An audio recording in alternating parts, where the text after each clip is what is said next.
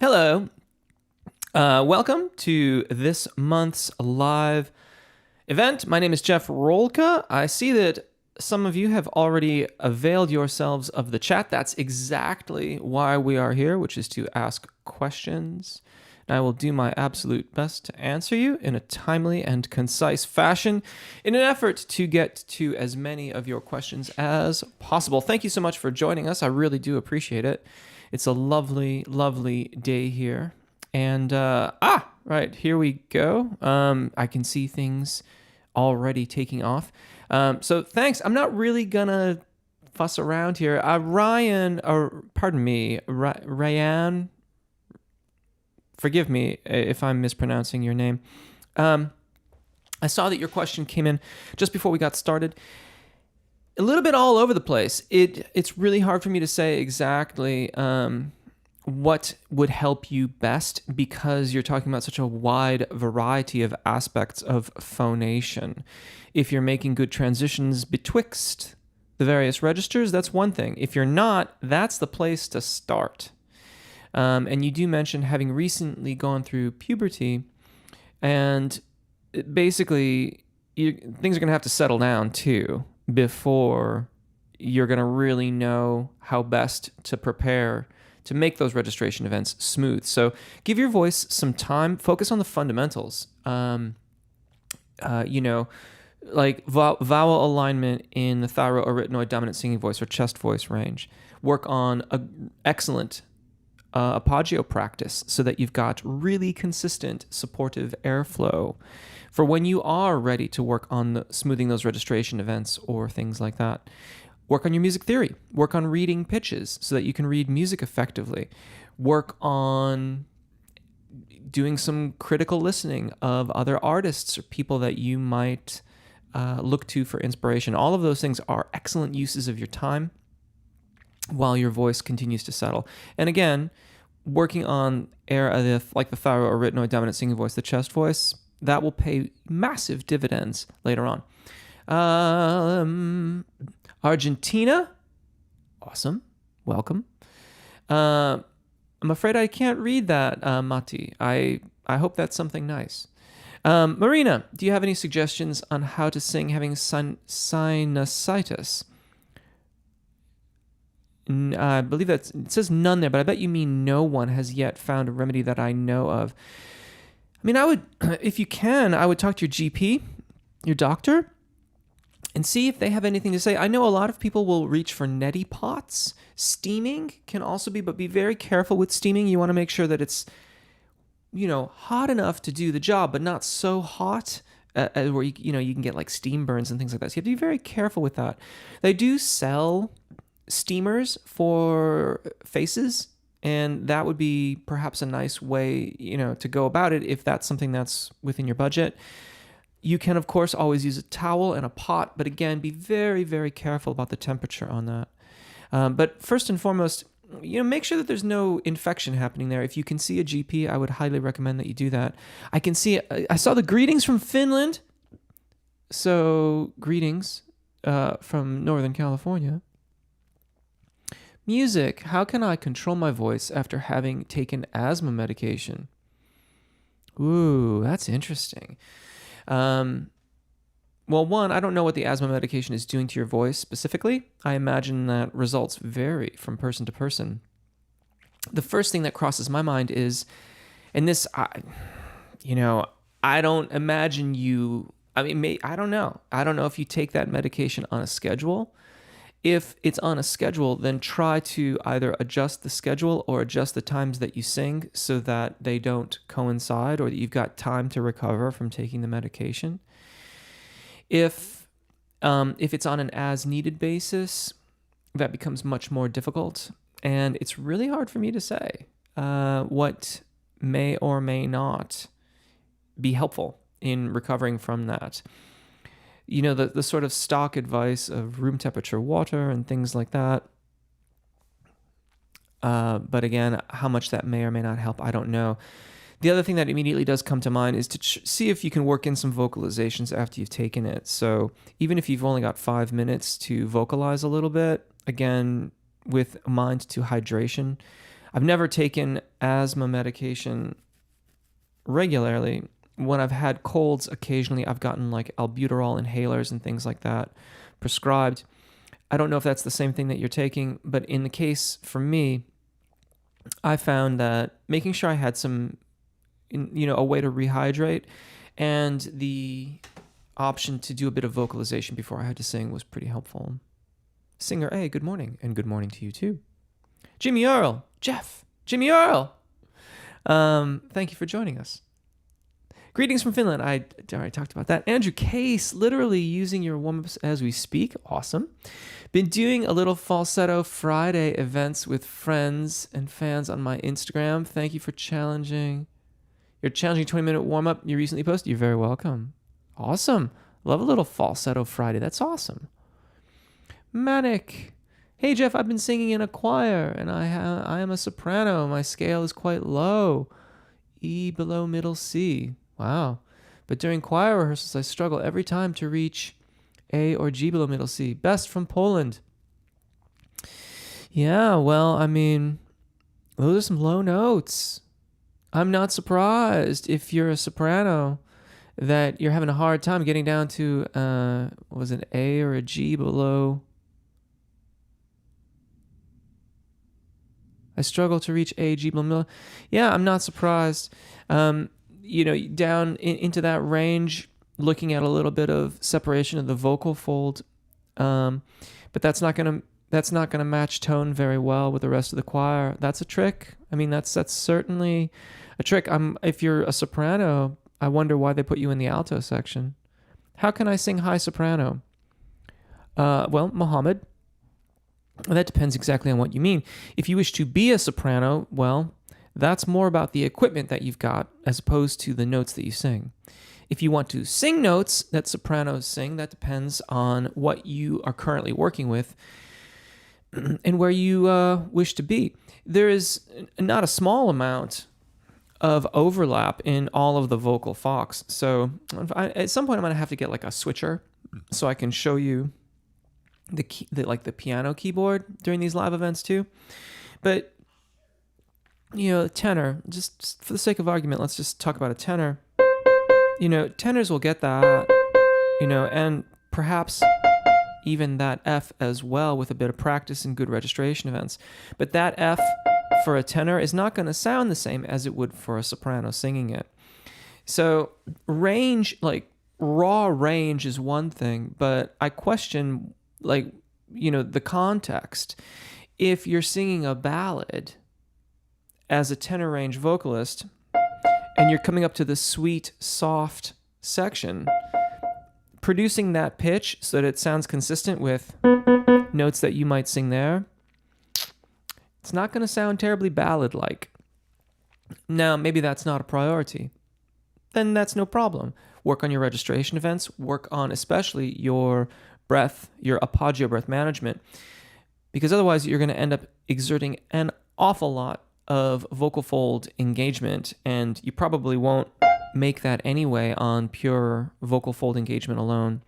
And it's just gonna be a lot of wear and tear on your voice. So focus on those registration events, focus on your airflow, especially if you want to ascend to those kinds of tessitura. And let me know how it goes. Stop back in.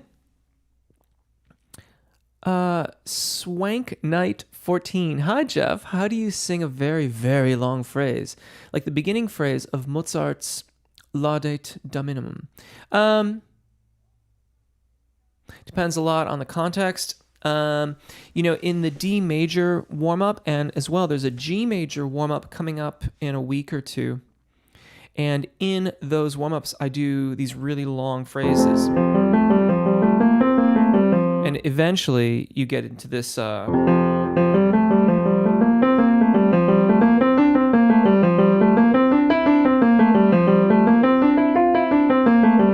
the phrase goes for that entire duration. The idea there is to work on vowel efficiency. So in those exercises, like in the D major warm-up and in the G major, and I'm slowly working my way through all the keys.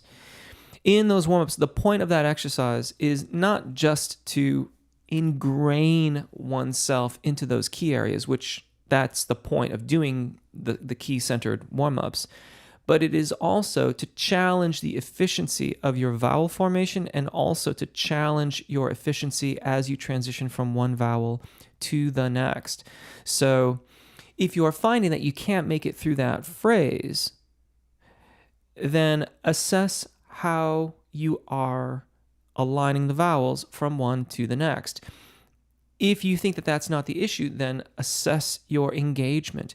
If you are not really engaged well, if you do not have a good apogeo practice, the vocal folds may be meeting and pressing too aggressively, or they may be meeting too lightly. Anything but that nice middle ground where it's meeting efficiently. I mean, I know I've said that word like a dozen times already, but it's kind of the word that makes sense here.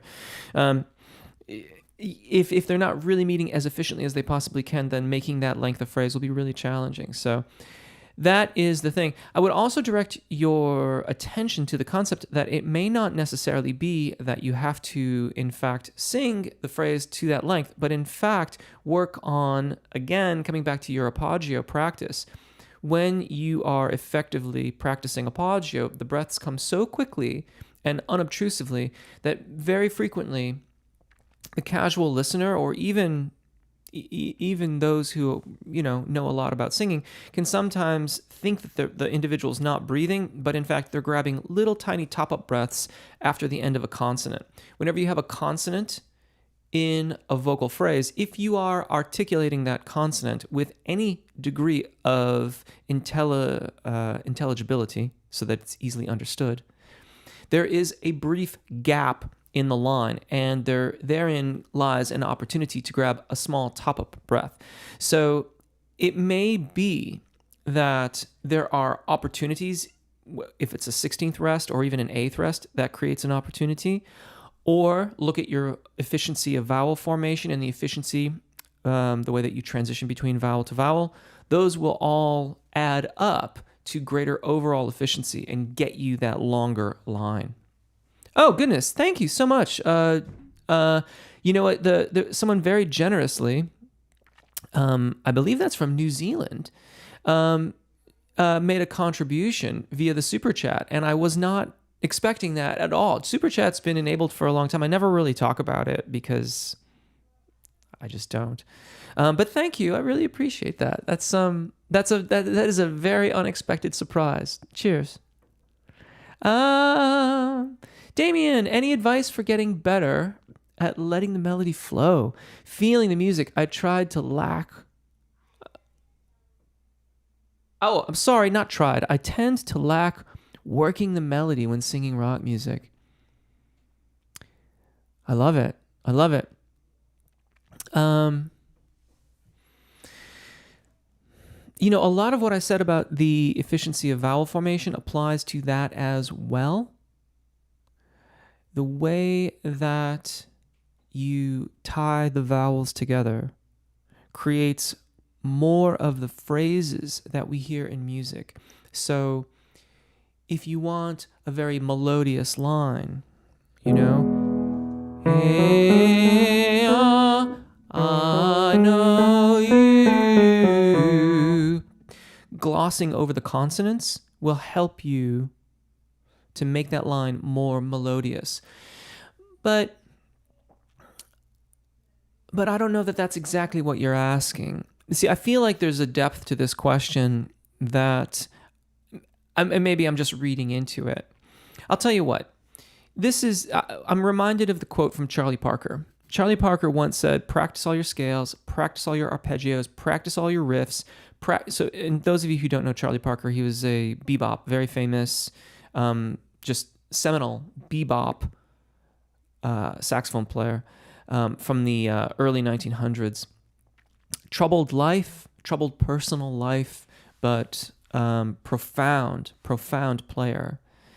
But when you step on stage, put it all behind you. And I think too frequently we look at that statement and we only take the second half of it. Put it all behind you once you're on stage. But if we really focus on the front end of that statement, that's where the work comes. Like, that's hours, that's a lifetime of work there. You know, look at the practice habits of John Coltrane, another very famous saxophone player. You know, look at what he did as a practice and ask yourself if you're even coming close, which I would venture to guess most of us aren't even a fraction of what he was doing on a daily basis. That's not to say that we should or could. You know, playing the saxophone is different than singing. But looking at those practice disciplines and then relating it to singing, asking ourselves, like, how does that relate to a vocalist? We do that, and that facilitates letting it all go when we're on stage. You know, singing high notes, singing long phrases, vowel shapes, and things like that, that's not stuff that we want to think about when we're on stage. We want to think about singing. When I'm performing, the only thing I'm really thinking about is how the sides of my ribs feel and how my heels feel pressing into the ground. But that's because I spend hours vocalizing when I'm not on stage, you know, when I'm teaching or when I'm practicing myself. Those hours of vocalization facilitate letting go. We have to rely on the habits that we have created. And so that's my advice. That's how I would address that. I would look at what you're doing away from when you're practicing the music or when you're on stage, and then develop a practice regimen that you can maintain and go from there. Mrs. Webster, hey, Jeff, and everyone, I'm sick too. Not COVID. I'm glad that you don't have COVID. So I can't sing, but wanted to stay here and hang out for the company. Well, thank you. You're always welcome, Mrs. Webster. It's great to see you there. Marina Rubini has tried steaming. Well, you might try a neti pot. I don't know if you've tried a neti pot. Wasaba mustard is what I use to clear my sinuses. I like it. Rayan, okay, I see what you're saying. Because I'm only 16 and only recently went through voice change, time is better spent learning more about music and vowels than worrying about range. Yeah, because that's not going to settle down for you for a little bit of time. Jeff, thank you so much for all the videos. You're very welcome, John. I hope you're still here. Mohammed, larynx and high soprano. Neutral to lowered position? Singer A, do you have a recommendation for a good book for the circle of fifths and other music theory besides Richard Miller? Sure.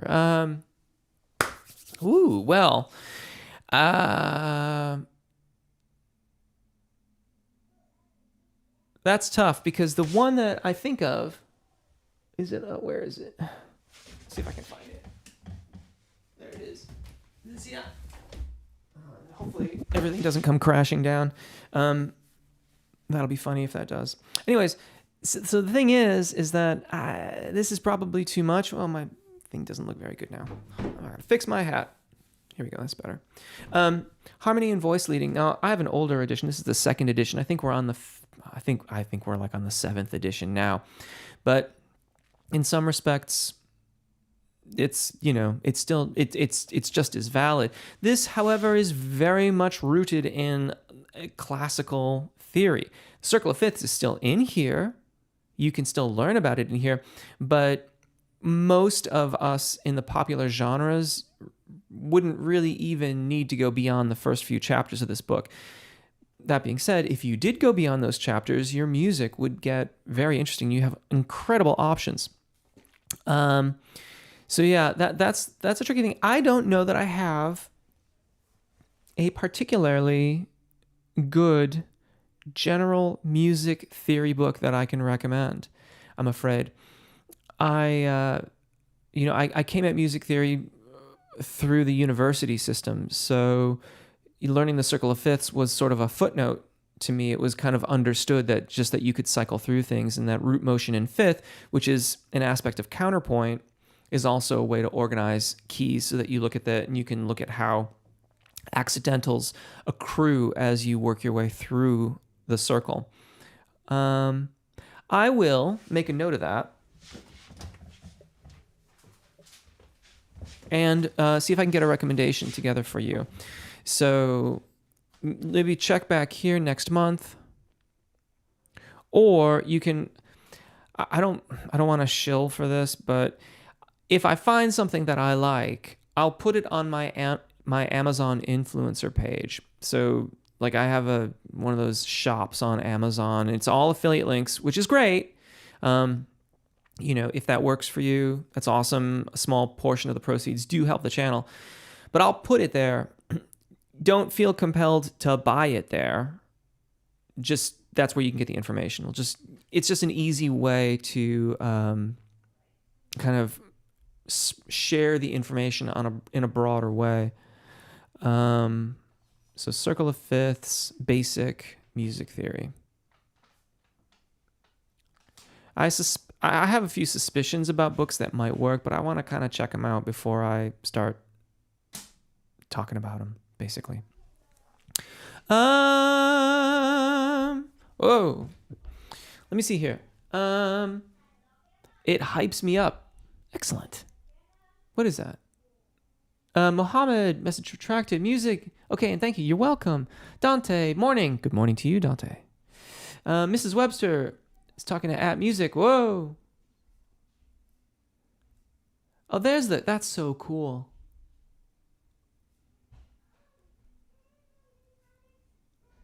And let me see here.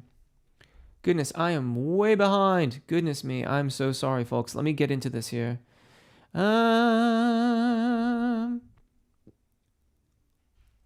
Jeff, what are your thoughts on water-resistant vocal training? So, you know what? I haven't looked into the intricacies of what that may be like today. I am reminded of what Frank Sinatra used to do. It worked really well for him, but I would want to look into that a little bit more. The reason why I think there's so many different ways to work on one's voice, there's so many different schools of thought and techniques, is that some things work better for some people and others work better for others. So if you find that it's working well for you, great, carry on. But I will have to look into that more. I got a feeling I'm going to be making a lot of notes today. This is awesome. Water resistant training. Love using the baritone warm-ups. Thank you very much. I appreciate that. Goodness. Where are we? I'm still trying to rehab while being a good COVID long hauler. I'm sorry to hear that. Finding the breathing issues challenging, I bet. Well, best of luck to you on your continued recuperation. I do hope that goes as swiftly as possible. Here's my question. This is Natasha. I'm a mezzo that struggles with some high notes like G5 and above. I don't know if there's a transition that you didn't get into before or is just my limit. There is a transition that occurs in that general vicinity. It does depend on how you're navigating the secondo passaggio, though I would suspect that that's not usually the secondo passagios for mezzos can be trickier than sopranos, but isn't as bad for other vox. Without hearing what's going on, I would highly recommend you get into the super lip trill. That the thing about that, the reason why the super lip trill works is that vocal fold configuration is dependent on a balance between the subglottic air pressure being enough to allow the vocal mechanism to release muscle tension. And when you're talking about notes at the tops of our ranges, any amount of excess, even in the most minuscule amount of excess vocal fold engagement, specifically to the thyroarytenoid musculature or vocalis musculature, and that's the muscle that's right under, it's like the underpinnings of the vocal fold. Any amount excess is going to make any registration events or transitions in that area of your voice vastly more difficult. This is often why when we think about placing notes in the tops of our ranges this way, it is often creates more problems than it helps, because by trying to place it, we almost invariably exert an amount of engagement on the vocal folds such that it prohibits us from accurately placing the note. This is also why so many of my high, like really high range stuff is very fast. Because what you have to learn to do is to rely on your intention and your aural, your internal idea of where that pitch is. And here, cultivate the engagement and the scenario for the voice to produce that pitch. The more that you try to place it here, the less successful you will probably be. So the supralip trill is a great facilitator in this regard because it creates such an abundance of subglottic air pressure that it can allow the vocal mechanism to change shape more easily. That would be my advice for you. Jeff, what is better, singing in tune or letting music flow through you? Sometimes I feel really frustrated because I get out of tune. Both? I mean, I don't feel like we should have to choose one or the other. If you find that you're if you find that you're having intonation problems, address the fundamental technique behind it. Address your vowel alignment. Address your apoggia breath management. Address your ear training. I got an ear training video coming up. I'm going to start a whole ear training series of videos too, because I've had fits and starts of it, and we need it. Like, if you want to sing in tune and have a musical experience, break down the fundamentals: vowel alignment, apoggia, ear training. Know the notes of your melody. If you don't read music, learn to read music. I know that sounds like a lot of work. It kind of is. I guilty as charged. But why do we have to choose? You know, I mean, and if you feel like you're frustrated, well, I'm sorry that you're frustrated. It's never fun to be frustrated. But if you don't want to do the work, then that's cool. Maybe learn to become okay with auto-tuning your voice. That's probably not the answer you want. I don't think there's anything wrong with that. If that's, what you want to do, that's cool. There's no need to be frustrated then. But I would say, why choose? Have them both. You can have them both. And I would argue that you will have an even more musical experience for having done that work, because you will see into the intricacies of how the voice operates, and that will inform your musical expression even more deeply than you may already be experiencing it. At least that is certainly true for me. I think that's what I would say about that. Wow, didn't know you were doing this. Well, there you go, Suzanne. I certainly am. Or, I think it's Suzanne. Natasha, by the way, I just must say those new videos that you focus on the high notes is very, very useful. Wonderful. That's exactly why I want them out there. Manic. No one has ever classified my in that choir. This was a matter of feeling comfortable. This is an amateur choir. Without a warm-up, I have those low notes. I do your warm-ups every day. Thanks. Cool. Well, okay. I mean, you mentioned being a soprano and being in the alto section. If that's your choice, that's cool. Andrew, so much fun. Thank you. Any advice for consistently getting vowel sounds to match higher notes in a mix before falsetto? Struggling with hitting a constant C on an into an ah vowel. One, first and foremost, realize that the differences between those two vowels at that pitch is de minimis at best. There's very, very little difference between those two. And if you're making a great change, that is probably why there's inconsistency. That's where I would look for first. And also additionally, Andrew, what I said earlier about the soprano with the G, or the mezzo with the G5 issues, at that tessitura, it has to be you have to cultivate the scenario for those pitches to be produced rather than trying to place them. If you're trying to place them, you are in fact inviting inconsistency. Not intentionally. Of course, I'm sure that's not intentional, but in order for that kind of pitch to come out consistently, the differences between vowels is de minimis, and it's more about being focused on the system as opposed to trying to place it. If you're trying to place it, it's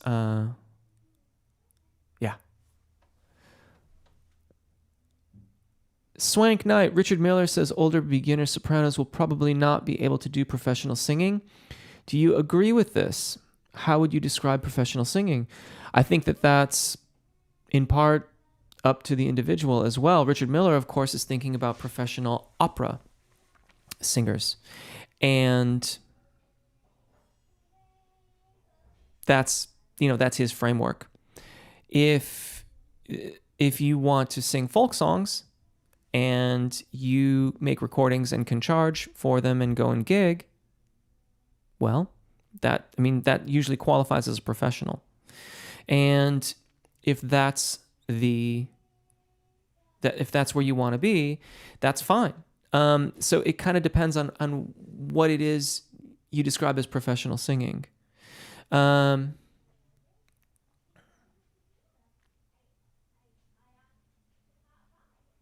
Yeah.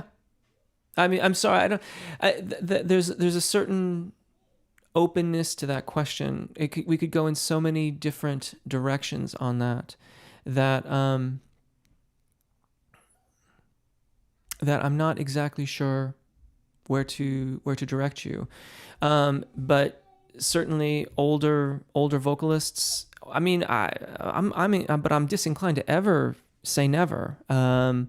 I suspect that there are exceptions to almost every rule, but as a general rule, what he is saying there is that as an older musician beginning a practice at that stage, and I assume that he also means, because I remember reading that passage in a few of the different books, but I don't specifically remember all the contexts.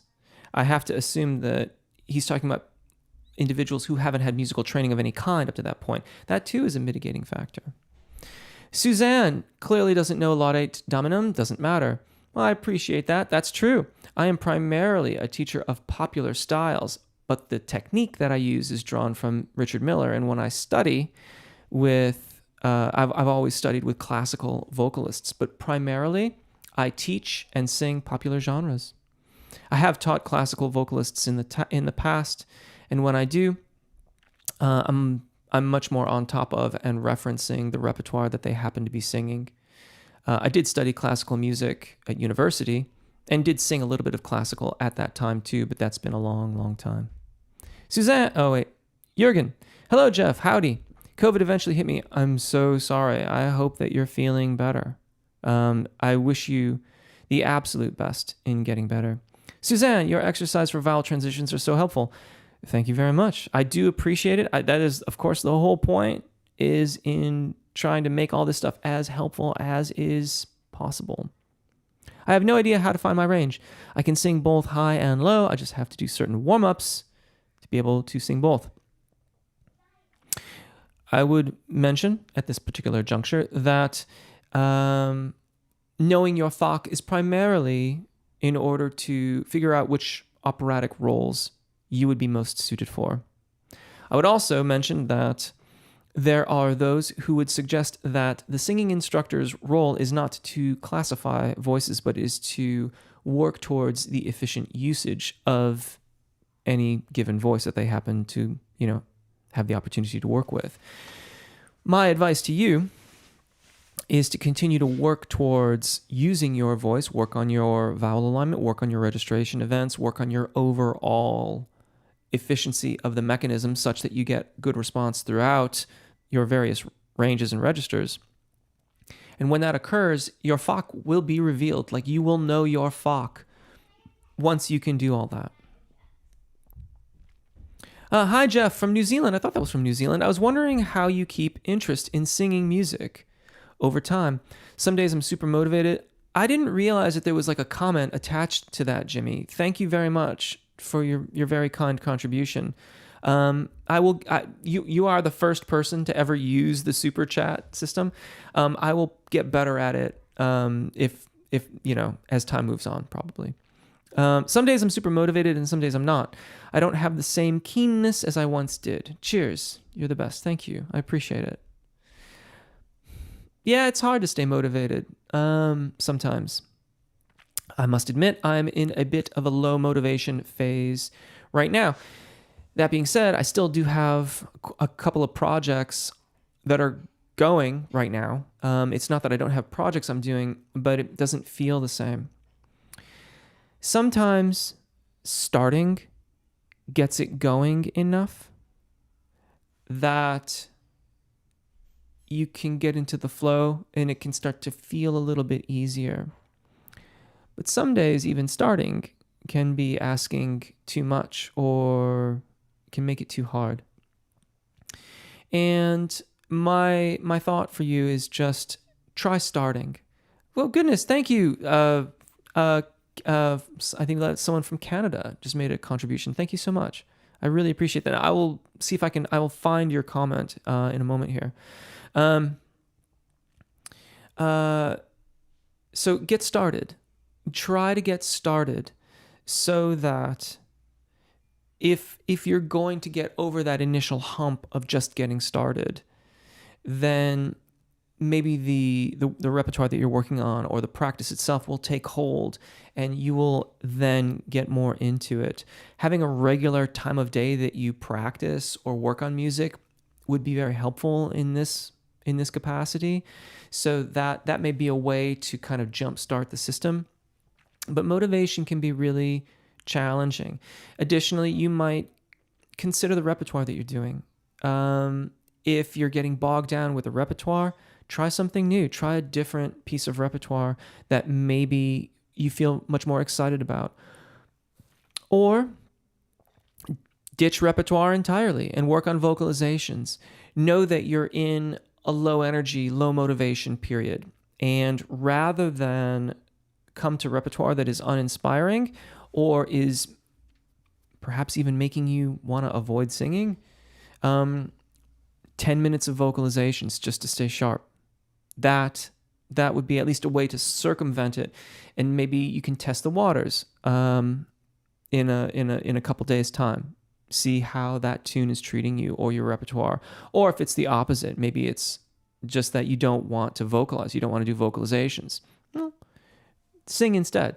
Do the repertoire that inspires you, that you feel excited about, and then a couple days later, test your vocalizations. At some point, we have to be careful that we don't avoid the vocalizations for too long, because they are, in my opinion, a critical part of maintaining the overall efficacy of our instrument. If we don't use them, we're going to start to see driftings in alignment of the vowels and things like that, or registration events especially. So you may need to go into a situation of like, I'm going to do 5 minutes of vocalizations because I can do that, and then I'll move on to repertoire. Prince Jordan, how to keep interested in singing over time? Marry a woman or get divorced, give away your money and go homeless, find us all. Goodness. A bit harsh there, Prince Jordan, but I see your point. A very wise individual at university once told me, never go looking for suffering because it'll find you. So I certainly adhere to that. I just try to keep an even keel and keep going. Shirley, hola from Madrid. Keep going with your good work. Thank you so much. Thank you so much. And hello from Northern California. I'm part joking and part not. By corruption and a divorce will keep you motivated infinitely with pure white soul. I can dig it. Yeah, humor is cool too. Nahuel, like your channel, thank you. The consonants gives a lot of troubles. They do. You should just sing vocalizations all the time. That is the one consistent thing I see in greats. Rachmaninoff was very troubled. Beethoven disturbed. It isn't all too frequently the case. John, but with people like Coltrane, there's deep intention, almost devotional, much more sustainable intention, I think, than just being good. Of course, yeah. I would say, why not? Jeff, can we do wide intervals with baritone bass routine? More variations in pentatonic? Yes, absolutely, Prince Jordan. Thank you for bringing it up. What is the best condenser microphone for beginners? Good question. Calling all captains. Thank you for that. Very kind donation. Jeff Rolka is our OG original. I guess that's a reference to my do-rag here, my hat. I never think about it like that. What I mostly like about it too is that if I sleep with this on, I can pull it over my eyes, and it's like an eye mask to keep the light out too, if I happen to wear it at night. I didn't happen to do that today, but it is nice. Where was I here?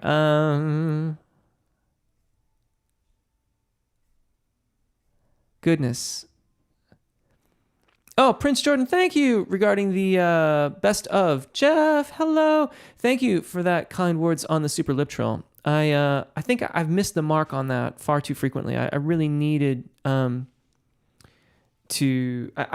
felt like I needed to do a better job of explaining that in general. Prince Jordan, off to your lesson then. Good for you. Go and get your lesson. What is water-resistant vocal training? Yeah, I need to look that up too. Pierre Saint-Amand, when I practice songs, I put the original artist on my TV and sing along. Is it better to sing it without vocals, karaoke style? Maybe. I mean, if at first you can sing, if you can sing the melody without the original artist, then by all means, sing it with karaoke. If you can take it even further, I would advise you to do so. Changing keys, changing the tempo, things like that. If you want to make it your own, if you want to do something different than the original artist did. If you're in like a tribute band for that artist, well, then singing along with them would be a great practice to get their licks in, get their inflections and things like that. And then you could record it with a karaoke track and compare and contrast the two and see how close you're getting. So someone was asking about the best condenser microphone for a beginner. And, I've recommended quite a lot over the years. The AT2020 is very affordable. The NT1 by Rode, great microphone, great for the money. I mean, I think those are like $250, but you'll keep on using that mic forever and ever and ever. I know a lot of people like the AT2020s. I'm not personally a fan of those microphones for vocals and singing. If you do a lot of spoken word, then it might be very, very good. Like if you're doing a podcast or things like that. I do have a KSM32. That is a pretty good vocal microphone, if you ask me. It's a little more round, perhaps, than the AT2020. I would probably steer you in the direction of the Rode NT1 before getting the KSM32. But it really depends on your budget as well. If you don't want to spend a lot of money, those are some good mics to look at. Also, I haven't personally tried this, but Bandrew at Podcastage really loves these yellow and black mics, or like B microphones, King B or Worker B or something like that. He speaks of them incredibly highly. I would check out his channel. He does a lot of microphone shootouts and things like that, and you might get some really, really good info there. Tonal harmony. The Warm Audio WA47 Junior has multiple patterns and sounds great for about $299. That's a good tip too. Warm Audio has a lot of really beautiful microphones, and you might try them out. It's if you haven't tried the mic though,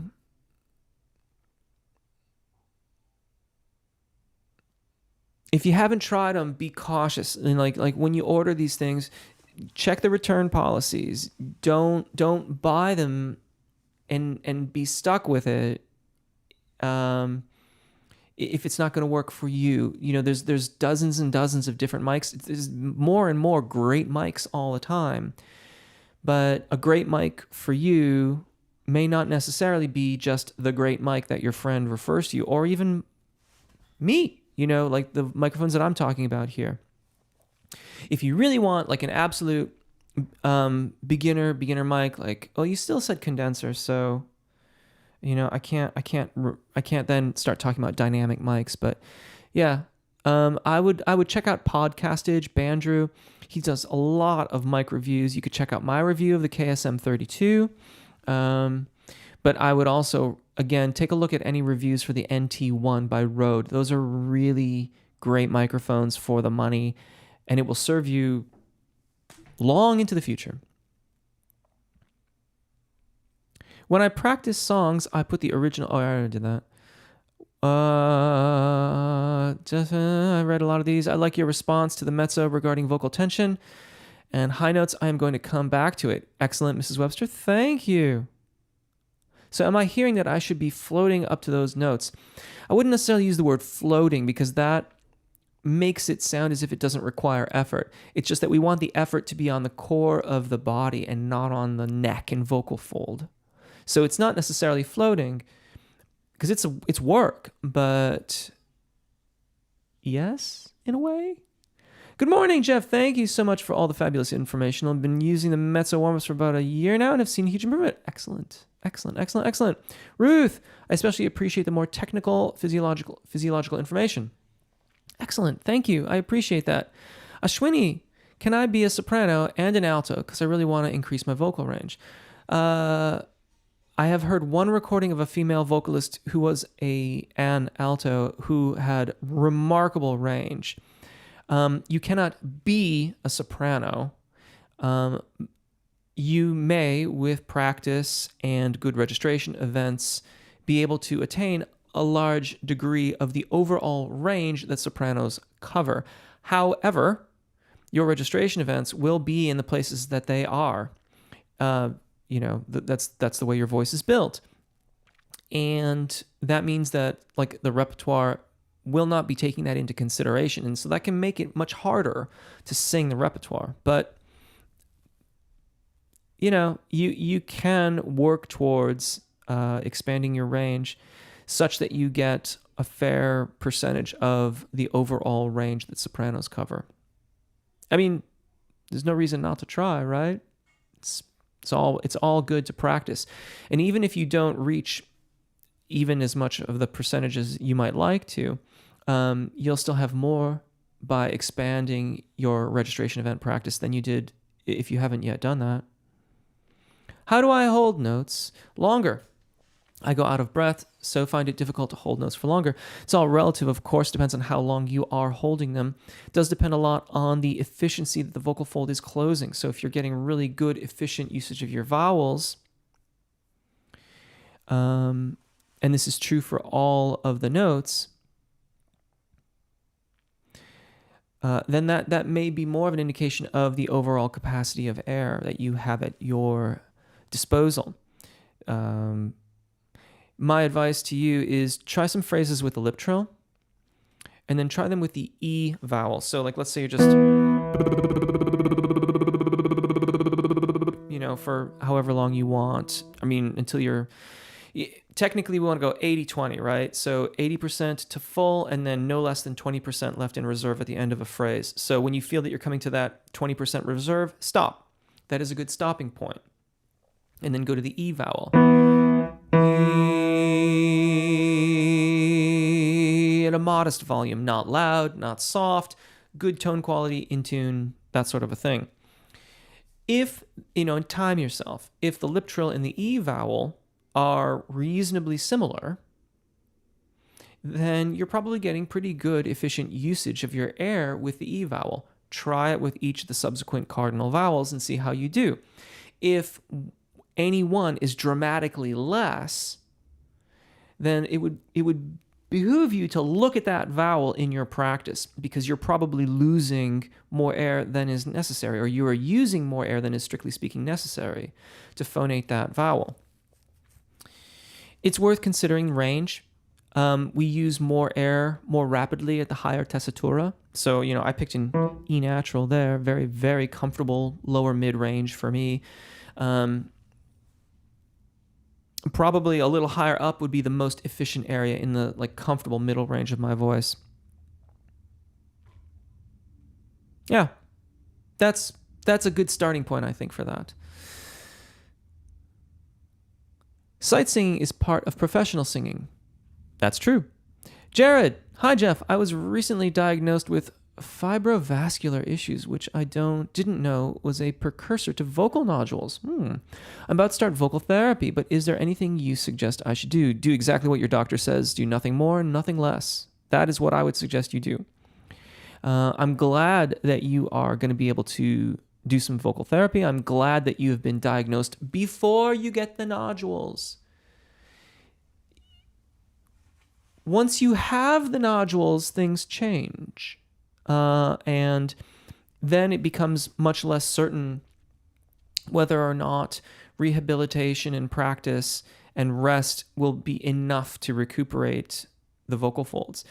But if you're in the precursory stages of it, it is critical that you do exactly what they are telling. Sorry about that.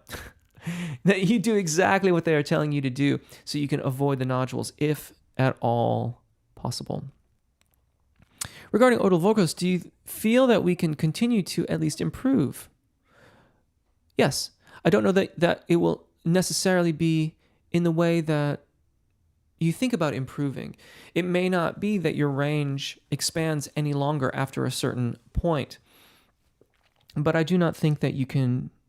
I think that you can continue to make more music. I think that you can continue to learn more about the craft of music and musicianship and musicality. I think that you can learn more about how notes work in a melody if you do not already consider these things. I think that you can always continue to look more deeply at the music that you are creating to bring out the expressive qualities of that music. And so if that is what you mean by improve, without question. If you mean pyrotechnics and things like that, maybe not. But that again depends on where you're starting from. So yes, I feel like we can continue to improve.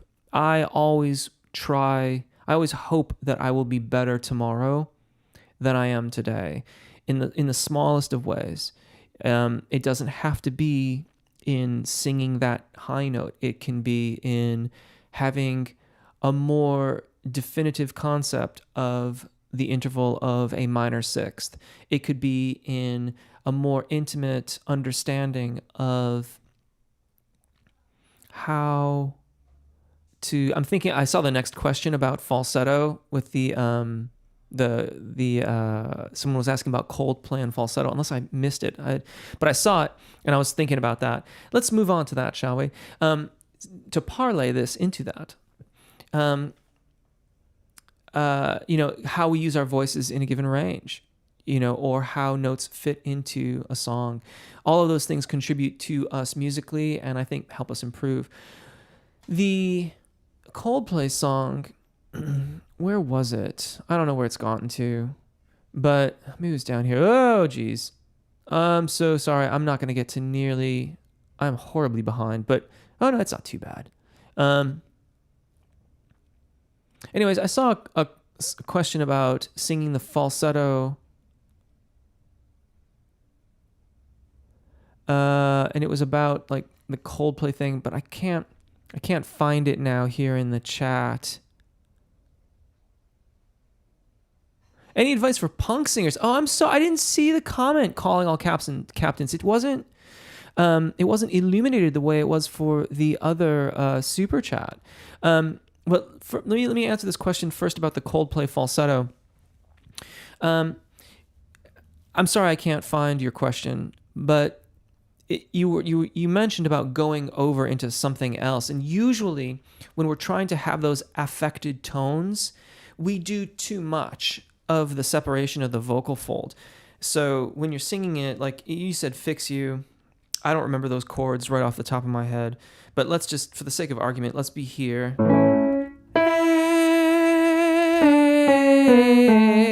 So that's a very, very falsetto-y tone, right?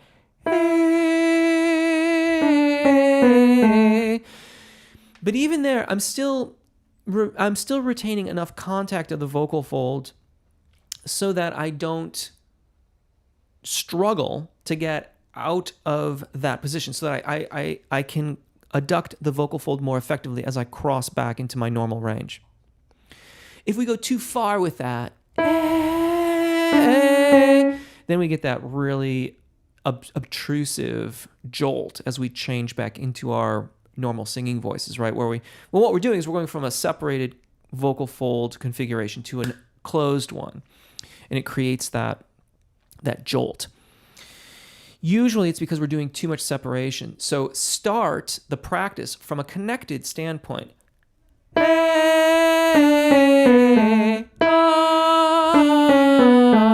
And then work your way into the separation.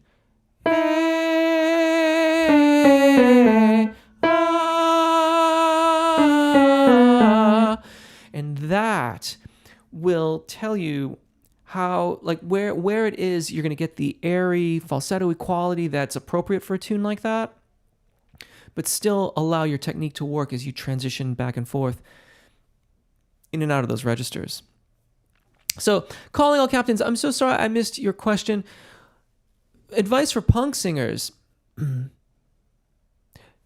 mitigate the wear and tear as much as you can. Pick your battles. So, and I know you've got to sound edgy. You can't come off sounding too legit. I get it. But pick your battles. So if it's, pick the points in your phrase or in your songs that need the angst, that need the edge, and then use your voice in that way for those things, but conserve it elsewhere.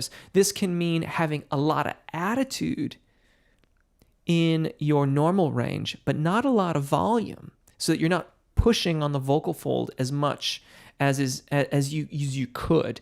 Now, again, you got to be punk if that's what you're doing. I get it, but pick your battles.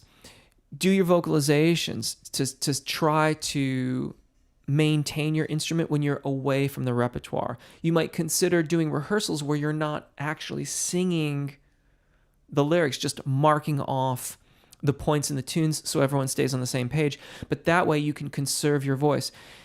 For punk styles and aggressive styles like that, you can be fighting a losing battle where, the wear and tear can be great. But pick your battles, do your vocalizations, identify the key parts of the songs that really need that, as we say, goes to 11, and deploy it then, and then back it off for other parts to try to conserve your instrument so that you get through the gig and also can get through the gig the next night too. Folks, I love your questions, and I love these times that we get to chat. I'm sorry I'm not going to get to everyone's questions, but I do have to go. Thank you so much for those of you who did the super chat. That was unexpected, but thank you. I truly appreciate it. It is great. And everyone else, thank you again. Take really good care of your voices. Enjoy singing. I'm sorry I didn't get to all your questions. I hope to see you next month. Bye.